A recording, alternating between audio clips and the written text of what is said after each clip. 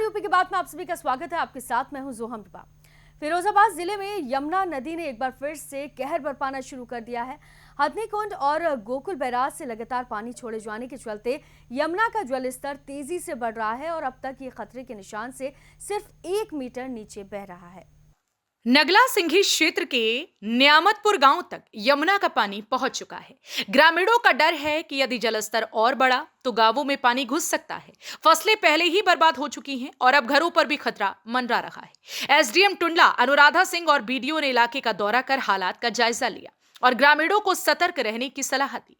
अभी यहाँ पे आबादी के पास तक तो पानी है, लेकिन जो हम देख पा रहे हैं कि जो घर वगैरह हैं और आबादी, मेन आबादी जहाँ से शुरू हो रही है वो अभी भी लगभग 4-5 फीट ऊपर ही है आबादी।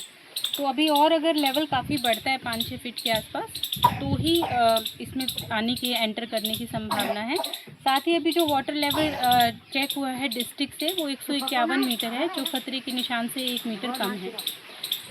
और आज हम यहाँ नियामतपुर के विज़िट पे हैं। यहाँ पे हम सब लोगों को बिठाकर आज एक्सप्लेन करेंगे कि इस समय पे यदि बाढ़ की संभावना होती है या इस तरीके की कोई चीज़ होती है तो क्या करना है और क्या नहीं करना। इसमें छोटी छोटी कुछ बातें मैं यहाँ ब्रीफ भी कर देती हूँ।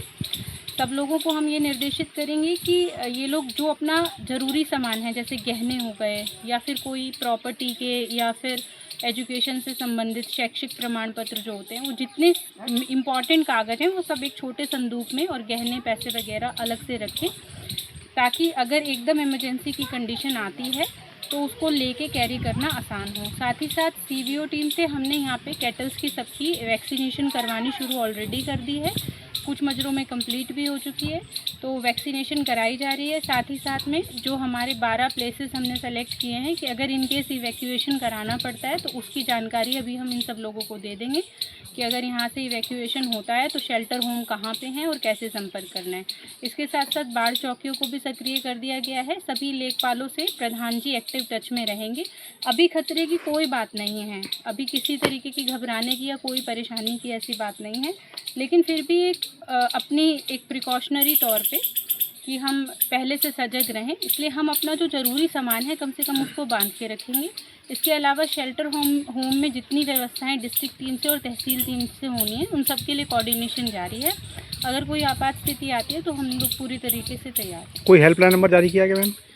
हेल्पलाइन नंबर तो हम लोगों ने वैसे, क्योंकि जो सबसे एक्टिव टच में हैं वो हमारे ये ग्राउंड लेवल ऑफिसर्स हैं, तो सचिव हैं, बीडीओ साहब खुद हैं, मैं हूँ, प्रधान जी हैं, लेखपाल हैं, इन सब के माध्यम से एकदम त्वरित सूचना जाती है। बाढ़ चौकी के नंबर सबको ऑलरेडी दे दिए गए हैं, तो अगर कोई भी ये आती है इमरजेंसी की कंडीशन किसी भी गाँव में तो वो तत्काल वहाँ से संपर्क होकर हम तक सूचना तुरंत पहुँचेगी और अकॉर्डिंगली रिलीफ भी दिलाया जाएगा। बाढ़ चौकी में कौन कौन शामिल है? बाढ़ चौकी में एक बेसिकली एक छोटा सा काउंटर काइंड ऑफ सेटअप होता है, जिसमें वहाँ के क्षेत्रीय लेखपाल हैं, सचिव हैं, मेडिकल टीम विद बेसिक जो मेडिकल किट है वो रहती है। उसका बेसिक पर्पस ये है कि अगर कहीं डेंजरस लेवल को रीच कर रही है यमुना, जो कि अभी भी 1 मीटर के आसपास नीचे ही है, तो वो प्रॉम्प्ट वहाँ पे पहुँच के रिपोर्ट कर दे, सिर्फ कोई भी एक व्यक्ति। और वैसे अब के ज़माने में तो क्योंकि मोबाइल की सुविधा है तो ऐसा बाढ़ चौकी तक पहुंचने की भी कोई इस तरीके की ज़रूरत नहीं है। आप फ़ोन पे ही बताएंगे तो भी वो प्रॉम्प्ट रिस्पांस आएगा टीम की तरफ से। लेकिन फिर भी मैं एक लास्ट अपील करना चाहूँगी, किसी तरीके के पैनिक की बिल्कुल ज़रूरत नहीं है, क्योंकि अभी भी हम लोग well below the dangerous level हैं, कोई इस तरीके की समस्या नहीं है। और जहाँ तक इस गांव में कुछ हद तक पानी आबादी के पास भी है, तो भी वो 5 से 6 फीट अभी भी आबादी से नीचे ही है, आबादी की जमीन से। वहीं एसडीएम का कहना है कि हमारी टीम लगातार स्थिति पर नजर बनाए हुए है, संभावित खतरे से निपटने के लिए पूरी तैयारी है। ग्रामीणों से अपील है कि वह प्रशासन के निर्देशों का पालन करें और सुरक्षित स्थानों पर रहें। आपको बता दें कि वर्ष 2023 में भी इसी तरह जलस्तर बढ़ने से बाढ़ जैसे हालात बने थे, जिससे खादर क्षेत्र के कई गांवों में भारी नुकसान हुआ था। इस बार भी इतिहास खुद को दोहराता दिख रहा है। अब सबकी नजरें यमुना के जलस्तर पर टिकी हैं। प्रशासन की मुस्तैदी और ग्रामीणों की सतर्कता ही आने वाले खतरे से राहत दिला सकती है। फिलहाल के लिए इस खबर में सिर्फ इतना ही। बाकी तमाम खबरों के लिए आप देखते रहिए यूपी की बात।